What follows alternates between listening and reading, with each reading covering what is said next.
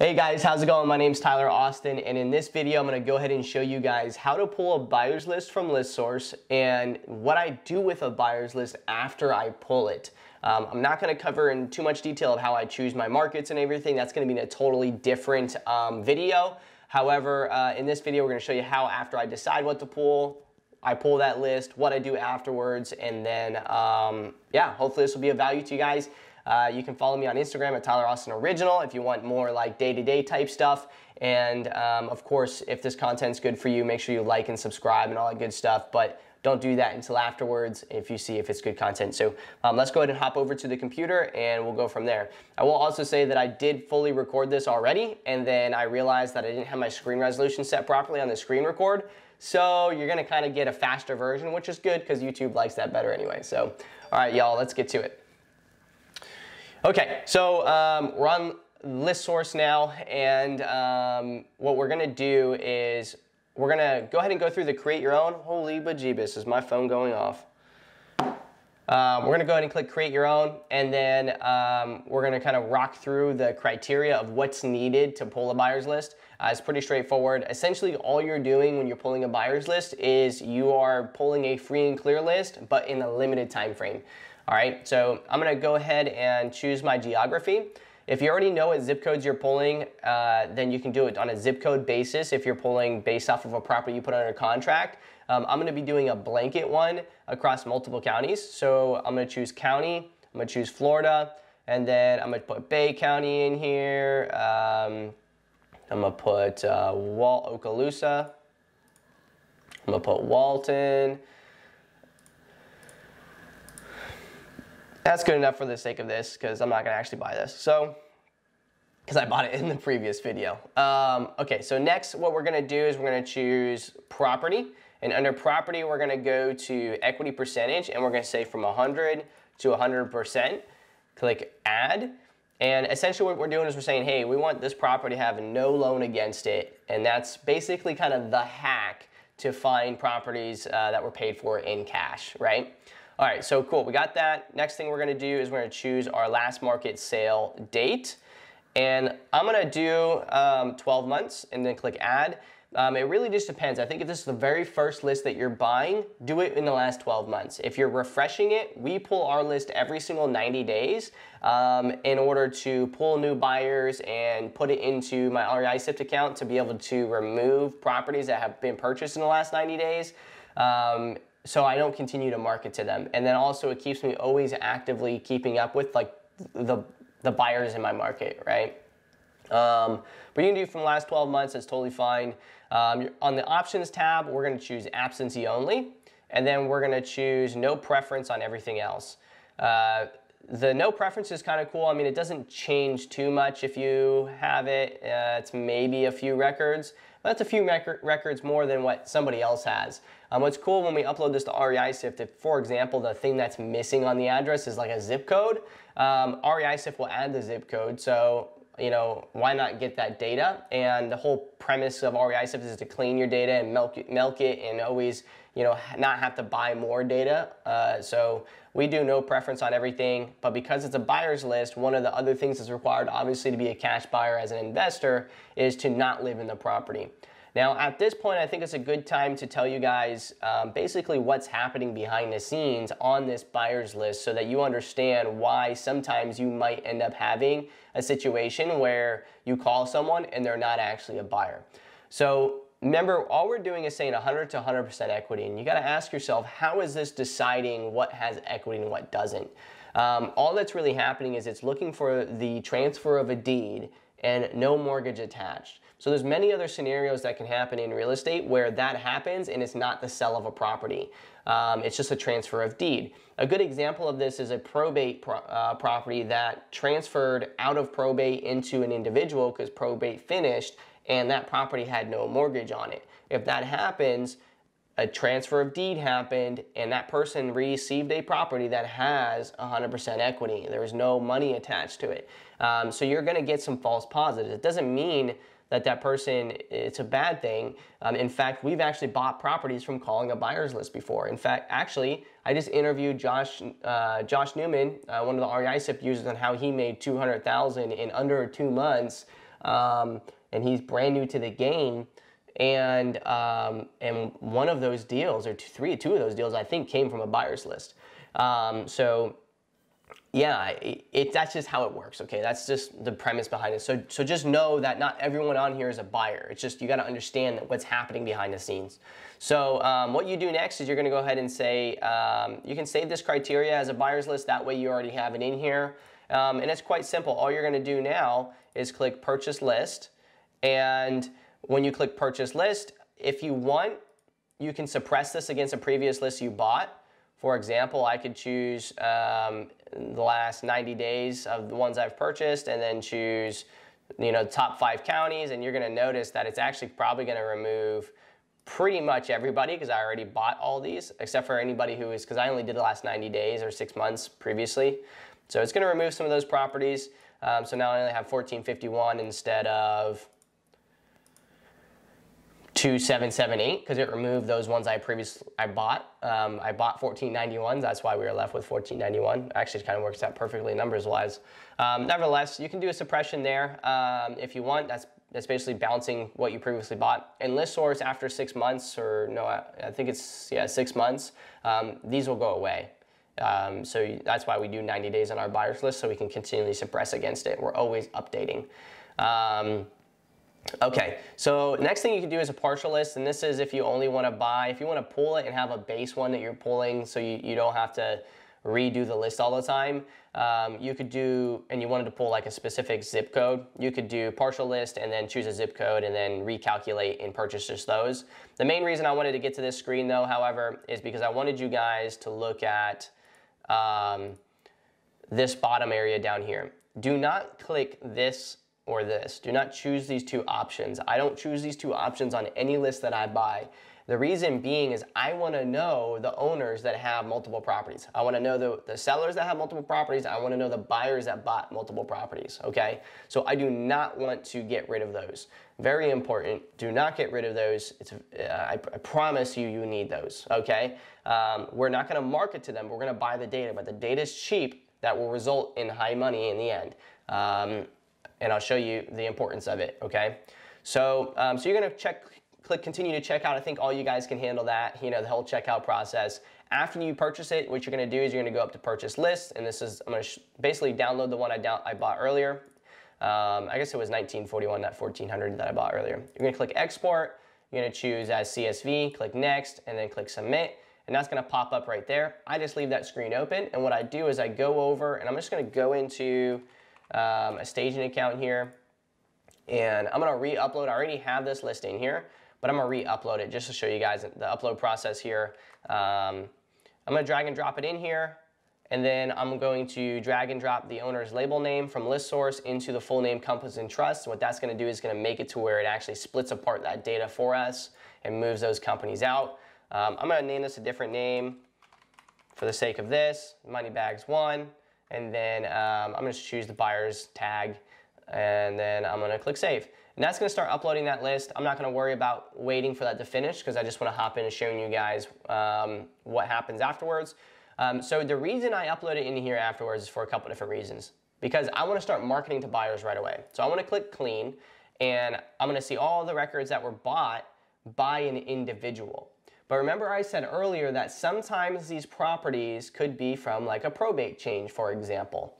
And that's fine, but what would happen if that happened and I have a probate list is the Moneybags list would stack against the probate list, right? If I'm bringing probate properties in, and I'll show you that in my live account. So we can actually see that ahead of time and not market to those people, or still do it. But if we look up that property and we notice that it's the same last name of this person versus the person that owned it previously, we know that's what happened. So we're going to call them still and see if they want to sell the property because probate's finished, so we don't have to wait 6 months.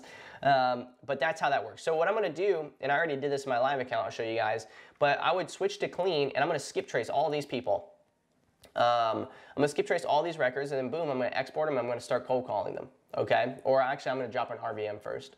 But what I want to show you guys, and the reason why you want to buy and not suppress out the multiple properties is what we want to do is we want to click on the Property Owners tab, stack up these people, and boom, we get to find the buyers that have bought multiple properties from that list, which is absolutely fantastic.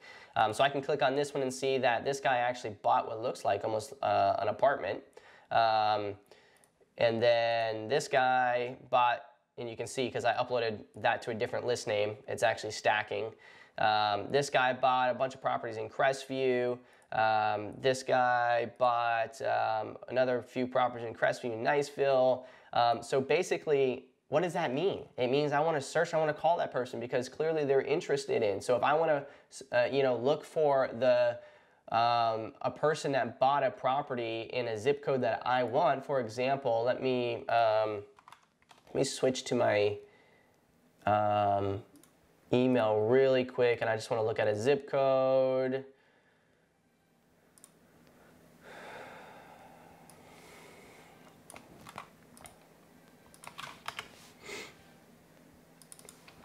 (32404). If I click on my clean data here, 32404, I'm going to find buyers that are in that area, that bought properties in that area, right? 32404. And then what I'm going to do is actually click on the pencil and then click on this eyeball, and I'm going to look and see if they bought multiple properties, like this individual. They live in Kansas, but they bought 3 properties in the same zip code that I'm interested in. Does that make sense? Like, I don't know if you understand how freaking amazing this is to quickly find awesome buyers. Like, this guy already bought 3 properties in the same zip code that I'm interested in, and I just narrowed down to him in like 5 seconds. So much value in that. In fact, so much so that I wanted to actually use that guy real quick. I'm gonna switch to money bags here. One, which is the one in my live account, and I want to find my clean data here. What was his name? Oh, I don't remember. I know he was in Kentucky. So what I can do is just switch it to out of state. That will narrow this down some too. And look up the K. I can just do this. This will be easier. So this guy right here. I think it was this guy. Eyeball. Okay, so I'm just going to search his mailing address here instead of 32404. All right, there he is. And what I can see here, actually, this one's stacked against unknown equity and money bags. So I know that he bought this from unknown equity. These ones are just on the money bags list. So I know that, and this one's vacant. That one's not vacant. Just doing a little bit of research since we're already here, folks. Panama City, look at what this one looked like. Okay, cool. So what I'm gonna do is I'm actually gonna select these, and then I'm gonna do a tag on them, and I'm gonna put my name. I'm gonna put call buyer. Actually, I'll create a new tag, call buyer. And what you recognize is that, let me actually do this real quick because do this and then filter by that. What you'll recognize is that this guy actually has yellow hashtags. What that means is that I actually already skip traced this property. I skip traced it earlier. So if I filter by that money bags list, you can see that, and then him, you can see some are green and then some are yellow. But if I search him specifically, they're yellow. If I highlight over that, no results from skip tracing. So because I already skip traced them, I'm not gonna re-skip trace these, because if I re-skip trace them, I'm not gonna get results. But what was cool is that for the people that did have multiple properties that I got phone numbers back from, so numbers yes, these people, if they own multiple properties, I only spent one time and I got all the phone numbers for every property. So a good scenario, an example would be, actually I'm not gonna be able to do that example. A good example would be like, actually I'm not even gonna cover it, it's not really too pertinent. But that's why I uploaded it in here. I just wanted you guys to know why I upload it in here. Clean data. Let's just see money bags 1. Let's do numbers no and see how many. So 160 of them I didn't get numbers back for. So you can see all those are still yellow. And if I stack those up, you'll see that there's some that are on 2 or more. So like this one, unknown equity. This one was on a probate. So this might be one of those scenarios I was talking about before. This one was on a deal machine in Shalimar, actually.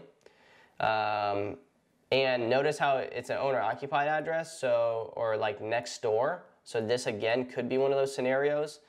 High equity, but you notice all these are DNC'd now. So when we pull our high equity campaign next month, I won't be spending money on this property because I DNC'd and opted out because I put the buyer's list in here. So that's another reason we do that. So what's nice is I can do some analysis here. So how about money bags and deal machine? There was one that was on that. How about money bags and eviction? There was none that was on that. What about money bags and just straight high equity? There was about 10 properties that were on that. Oh, this is numbers, no. Let me go both. So there's about 100 there that were on the high equity list. Let's do deal machine again. About 1, 2, 3, 4, 5, 6, 7 of them were on my deal machine list. So what does that tell us, guys? That tells us that our deal machine list is good, right? It's only on my it's actually on deal machine and the other money bags list. That's why some of these are triple stacked, because they're actually on, but this is high equity and deal machine.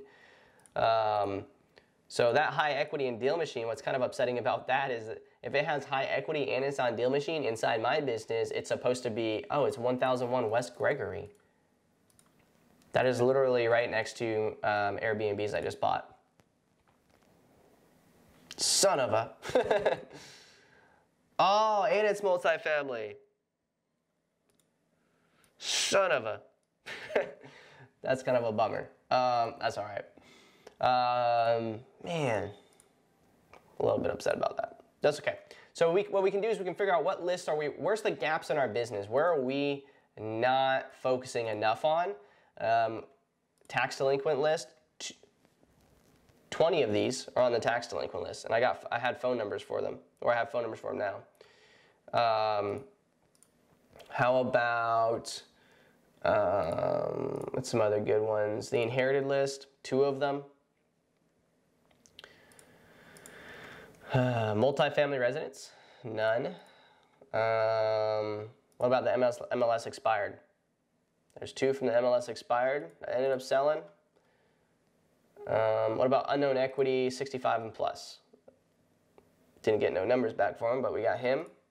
So you see basically what I'm doing. I'm just reverse engineering my business. The world list. Reverse engineering my business and seeing what are the properties that, you know, we're good. And what you'll notice is that pretty much every list that I've chosen so far has had a buyer that was on that list. Refi, except for the refi, and unknown sale date. And you can see which equity list is the most prominent that you have too. Unknown equity. Man, unknown equity is a killer in my market. Look at that. 80 of the properties are on unknown equity. Unknown equity and probate. Like unknown equity is that's a killer one in my market, man. Compared to, again, high equity. High equity was good too, so 110. But if you do unknown sale date, only 1, right? So what does that tell me? Remember, you're figuring out where are the gaps in my business. So I think that's enough. That's pretty much everything I use this for. So I upload it, I skip trace it, I make sure I don't skip trace the same people. Anybody who I don't get numbers back for on the clean data. Oh, and then the other thing is I click on the company on that money bags list, and my VA goes through, and you'll see there's quite a bit of companies that are actually, you know, they were stacked properties. What I'll do is some of these haven't even been skip traced. That's because I didn't skip trace these yet. But I could skip trace these companies, and anyone that comes back with a yellow hashtag, those will be the ones that my VA actually tries to find the owners of those companies. Otherwise, what she'll do is she'll go through basically, and she will, a Tampa property here. Beta Gulf Holdings, they're pretty popular buyers around here. She'll go through, she'll find the owners of those LLCs in opencorporates.com, and once she finds the owners, boom, that pushes the clean data, and then we rock and roll with that. And then obviously she does the same exact thing with incomplete data.